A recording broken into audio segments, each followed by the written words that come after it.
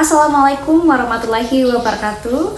Peach view upon us all, Om Swastiastu, Namo Buddhaya, and greeting of virtue.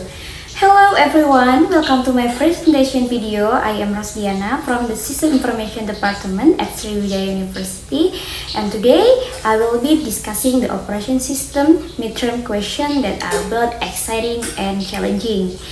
Are you ready to learn in a creative and engaging way? Let's get started. Before we start discussing the question, make sure you have all the necessary tools ready to better understand this material. I recommend using VMware or VirtualBox and installing the Kali Linux ISO image. That way you can directly try out command we'll be discussing. If you haven't set it up yet, you can download and install it first. Also, don't forget to allocate enough research so that Kali Linux runs smoothly. Alright, if everything is ready, let's get into the discussion. A system administrator is required to set up a working environment for the development team. Each student is required to create a directory structure and file according to their respective identities.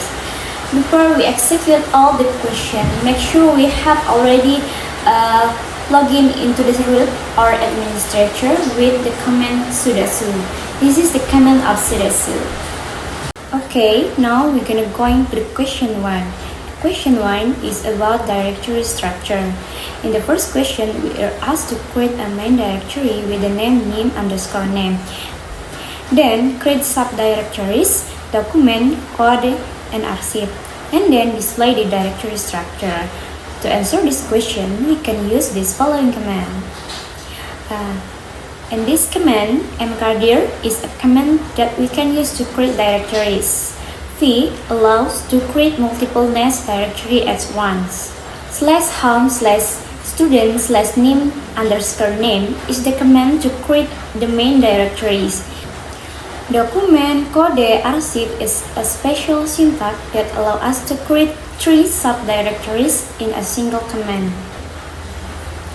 To view the result, we can use the following command and the output will display the directory structure. Now, the 3 commands display the directory structure in a hierarchical format, making it easy to understand. In addition to the 3 commands, we can also use the ls command to display the file inside a directory. Here is the ls command.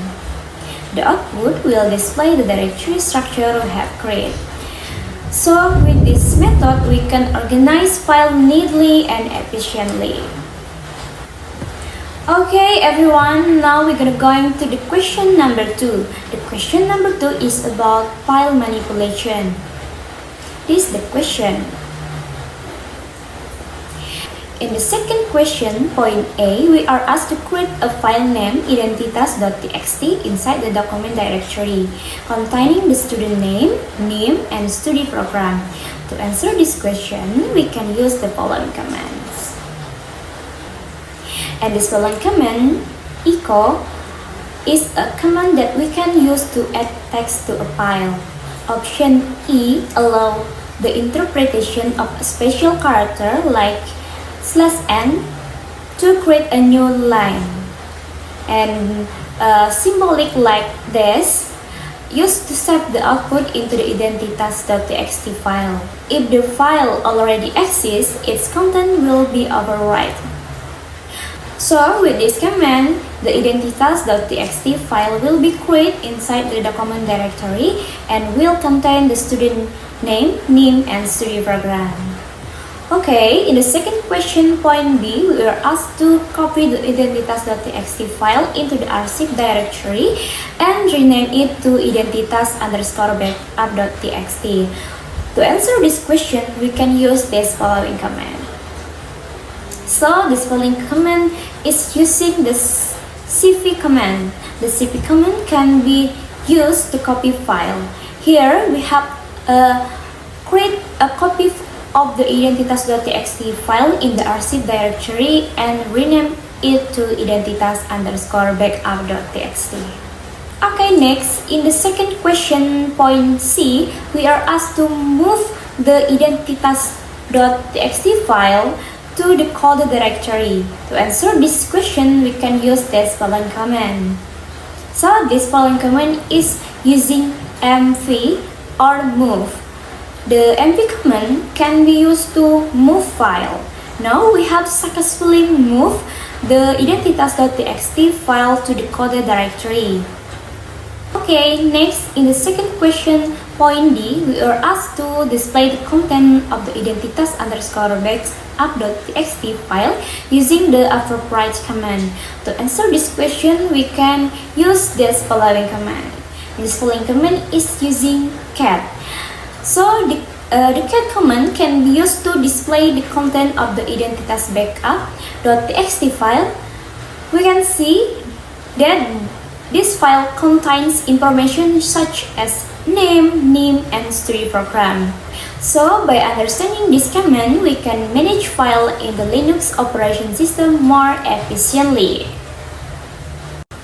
Okay everyone, now we're gonna go into the question number 3. This question is about file permission management. In the third question, point A, we are asked to grant the file owner permission to read and write, while the group can only read and other users have no access to identitas_backup.txt. So to answer this question, we can use the following command. So this command is using chmod seek for zero sets permission, which means seek RW for the owner. The owner has read and write permission but can execute. For is for read. For the group member have read permission only with no write or execute permission. And 0 is for others. Other users have no permission at all.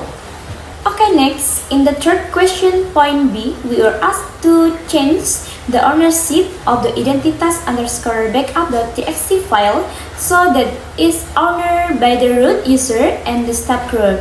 To answer this question, we can use this following command. This following command is using conn root, which means conn root is stub change the file owner to root and the group to stub. Okay, next, in the third question, point C, we are asked to display the file permission information and ownership after the changes have been made. To answer this question, we can use this following command. This following command is using ls. L is used to verify permission and ownership change. The file identitas.backup.txt is a regular file owner by root with the stub group. The file owner has read and write permission, while the stub group can only read and other users have no access. The file have a size and have the time of the last modified. So, managing permission is crucial for data security in the Linux operation system. Okay everyone, now we're gonna go into the question 4. The question 4 is about symbolic link. In the fourth question, point A, we are asked to create a file name referency_name.txt containing the text. The text is this is the operation system documentation owned by student name and with the name. So to answer this question, we can use the following command. This following command is using echo. Echo, a command that we can use to add text to a file. Next, in question 4, point B, we were asked to create a symbolic link to referency_name.txt with the name shortcut_name.txt. To answer this question, we can use this following command. This following command is using the lns. The lns command can be used to create a symbolic link or shortcut to original file. Next, in the question part, point C, we were asked to display the list of files in the directory along with their attribute information to ensure the link has been created. To answer this question, we can use this following command. The LSL command can be used to check whether the symbolic link has been successfully created. We can see that the output of this command displays the list of files in the directory along with their attribute information, including the existing link.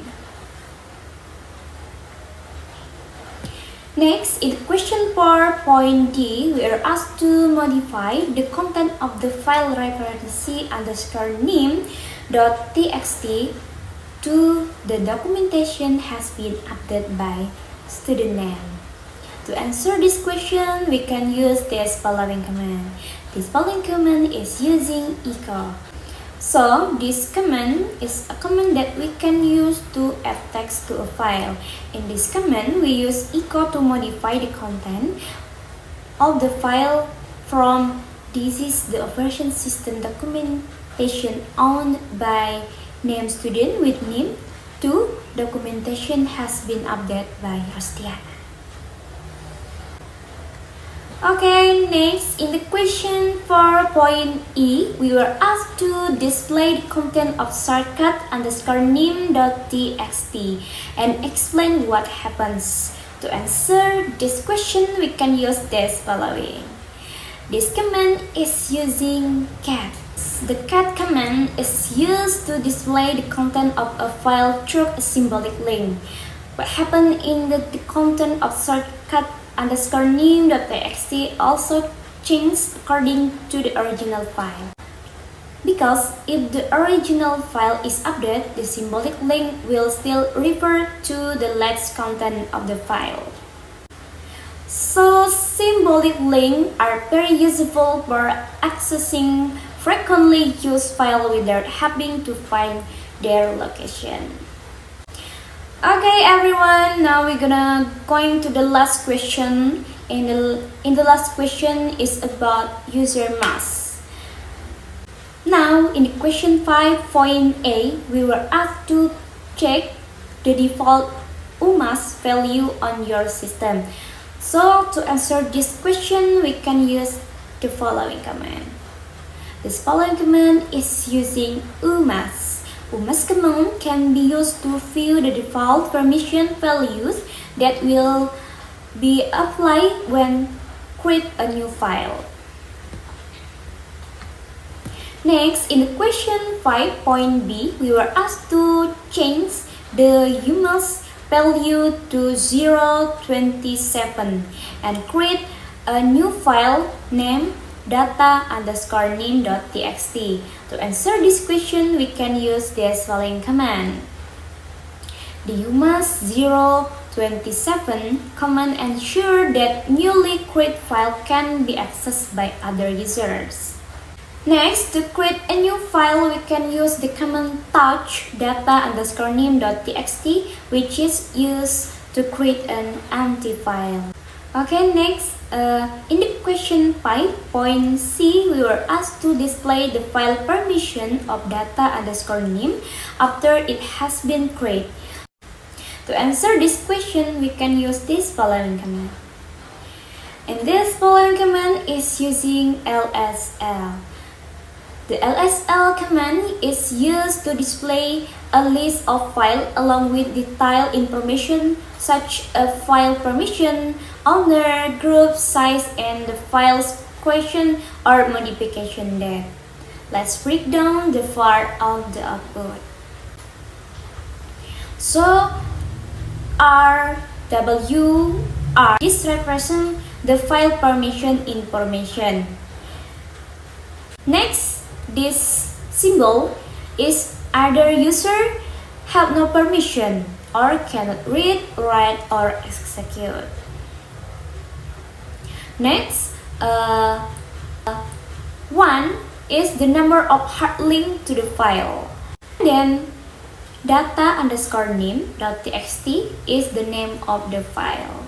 Okay, in the last question, in question 5.d, we were asked to explain how changing the UMask value affect the permission of newly created files. The answer is changing UMass 027 cause newly created files to have the RWR permission. UMass 027 means the default permission are reduced. Owner is an effect still has read and write permission. And then group only receive because to removes write permission. Others is receive no permission. So the LSL command is used to display file permission detail. The output show that the file permission had been affected by UMass 027, preventing other users from reading the file. This is useful for controlling file access, especially in multi-user environment such as server or share system. Okay, now we're going to the conclusion all of the question.